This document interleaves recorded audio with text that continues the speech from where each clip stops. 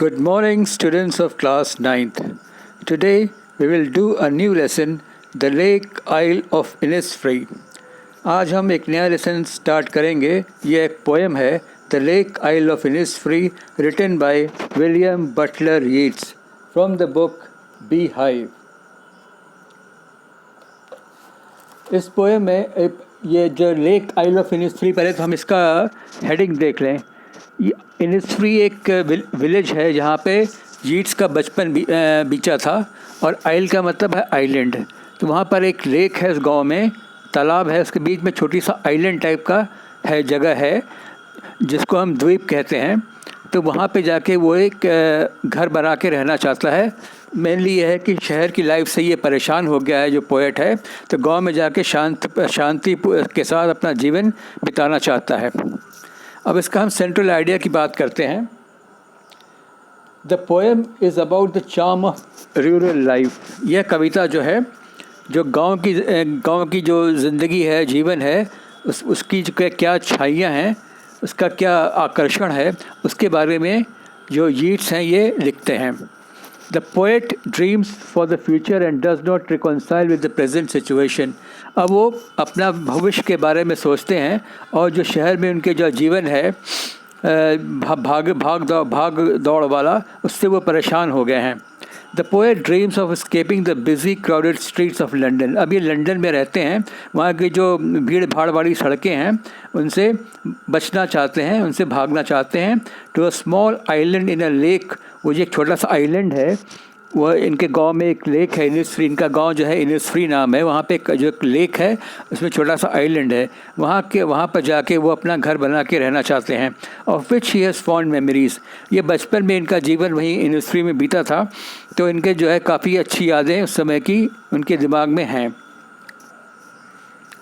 It is a simple, natural place where he will build a cottage, grow beans, listen to the sound of birds. ये कह रहा है कि गांव का जो गांव है, जो इनिसफ्री, इससे बहुत ही साधारण सी जगह है और प्रकृति से भरा हुआ यही जगह है. Where he will build a cottage, जहाँ पर वो जाके एक छोटा सा अपना कॉटेज या कुटी बनाएंगे. Grow beans, वो बीन्स पैदा करेंगे. Listen to the music of birds, जो चिड़ियों की चहचहाट की आवाज़ होती है, उसको सुनेंगे. द बीज बजिंग, जो मधुमक्खियों के बजाने की आवाज़ होती है, उसको सुनेंगे. And the lapping of the lake water, और पानी के जो तालाब के पानी की जो लहरें उठती हैं और जो जब आके किनारे से टकराती है तो एक आवाज़ जो होती है, उसको बोलते हैं लैपिंग. तो उस आवाज़ को सुन के उनको बहुत अच्छा लगता है. The poem expresses the desire to escape and achieve a place of solitude. अब ये जो पोएम है, ये एक पोएट का जो एक इच्छा है कि वो escape the achieve a place of solitude. वो एक जो है भीड़ भाड़ वाली जगह जो लंदन है, वहाँ से दूर जाके एक सॉलिट्यूड वाली जगह, मतलब एकांत की जगह है, वहाँ पे जाके रहें और अपना जीवन बिताएं. अब हम इसके पहले स्टैंजा पे आते हैं. I will rise and go now to Innisfree, and a small cabin built there of clay and wattles made. 9 bean rows will I have there, a hive for the honey bee, and live alone in the bee-loud glade. अब ये कह रहे हैं कि I will rise and go now. The poet says he will wake up and go to the island of Innisfree. वो कह रहे हैं जो आइलैंड है इनिसफ्री में, वहाँ पर वो जाएंगे. When he wakes up and becomes conscious, he will be carried away from the sedentary city life to a life of activity in rural life. और वो कहते हैं जब वो एक सुबह वो जगेंगे और वो अपने पूरे कॉन्शियसनेस, मतलब अपने होशो हवास में रहेंगे, वो पाएंगे कि he will be carried away from the sedentary city life.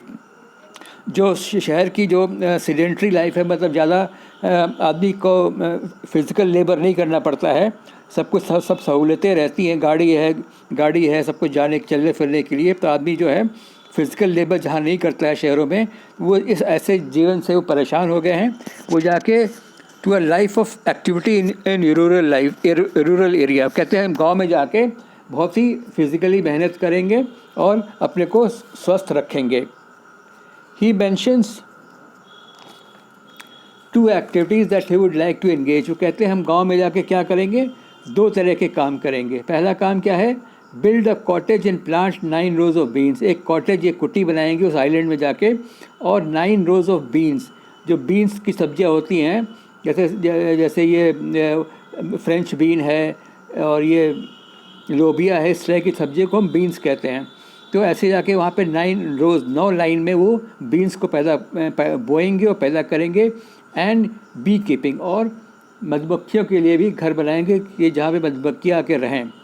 He wishes to live alone, वो चाहते हैं कि वहाँ पे गांव में जाके इनिसफ्री में जाके वो बिल्कुल अकेले रहें। वे buzzing around of bees will fill the entire environment, जहाँ पे सिर्फ उन्हें मधुमक्खियों के बस बजाने की आवाज़ ही सुनाई पड़े, क्योंकि वो शहर की ज़िंदगी से काफ़ी परेशान हो गए हैं। अब हम आते हैं सेकेंड स्टैंजा पे। And I shall have some peace there, for peace comes dropping from the wheel of the morning to where the cricket sings.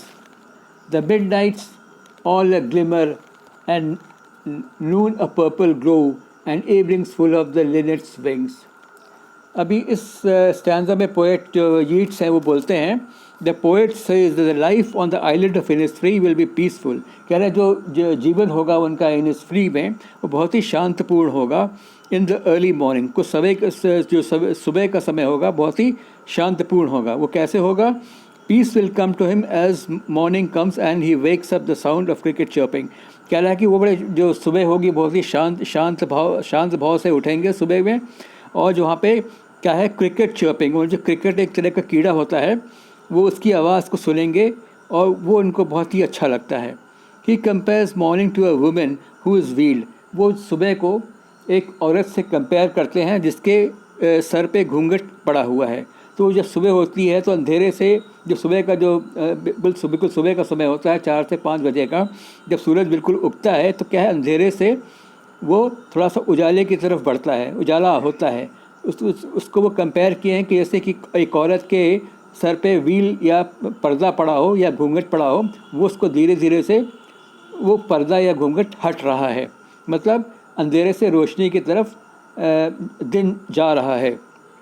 This means that when the sun rises morning drops her wheel of darkness. कह रहे हैं कि जैसे जैसे सूरज उगेगा जो सुबह का जो अंधेरा है वो हट जाएगा। व्हील ऑफ डार्कनेस जो है, जो अंधेरे का जो पर्दा है वो हट जाएगा। व्हील मतलब पर्दा, तो पर्दा, अंधेरे का पर्दा है वो हट जाएगा, यानी धीरे धीरे सुबह होगी। The poet also compares mid night with stars. अब वो जो मिड नाइट है, आधी रात है, उसको वो स्टार्स से कंपेयर करते हैं, shining brightly in the sky, जो कि मतलब बहुत ही अच्छे तेज़ी से स्टार्स चमक रहे हैं रात में। He also likes noon and the evening, so उनको दोपहर, वहाँ जो इनिसफ्री का जो दोपहर है और शाम है वो भी उनको बहुत अच्छा लगता है। Which is full of the sound of the Lynette birds, melodious song. वहाँ पे एक लिनेट, एक चिड़िया होती है, उसकी जो शाम को जो उसकी आवाज़ सुनाई पड़ती है वो उनको सुनने में बहुत ही अच्छा लगता है। अब हम थर्ड स्टैंजा पे आते हैं। I will rise and go now for away night and day, I hear the lake water lapping with low sounds by the shore, while I stand on the roadway or on the pavement's grey, I hear it in the deep heart's core. The poet makes a resolution. Resolution मतलब वो दृढ़ निश्चय करते हैं। Resolution मतलब दृढ़ निश्चय करते हैं that he will go to Innisfree, वो इनिसफ्री जाएंगे just now because it is never out of his mind. वो तुरंत वहाँ पे जाएंगे, जैसा कि क्योंकि वो जगह जो है उनके दिमाग से बाहर नहीं गई है, मतलब उनके दिमाग में अच्छी तरह से वहाँ की यादें भरी हुई हैं। Through out the day and night he can hear only one sound, और कहते हैं वहाँ पे सारे दिन और रात वहाँ पे केवल उनको एक ही आवाज़ सुनाई पड़ती है, that of the water reaching the shore of the island. और जो आइलैंड का जो किनारा है, जो तालाब का पानी वहाँ से बहता हुआ जो आके वहाँ से टकराता है, जो उसकी जो आवाज़ उनको बहुत अच्छी लगती है, तो ये जो आवाज़ है वो सुनना चाहते हैं जाके। Of the island of Innisfree, Innisfree का जो आइलैंड है वहाँ पे जो तालाब का पानी जो है, लेक का पानी जो आके आइलैंड से टकराता है, तो वो जो आवाज़ होती है कल की, वो सुनना उनको बहुत अच्छा लगता है। एट अ स्लो पेस, मतलब वो धीरे से आके टकराता है, and creating a soft and lapping sound, और वो बहुत ही शांत सा हल्की सी आवाज़ होती है।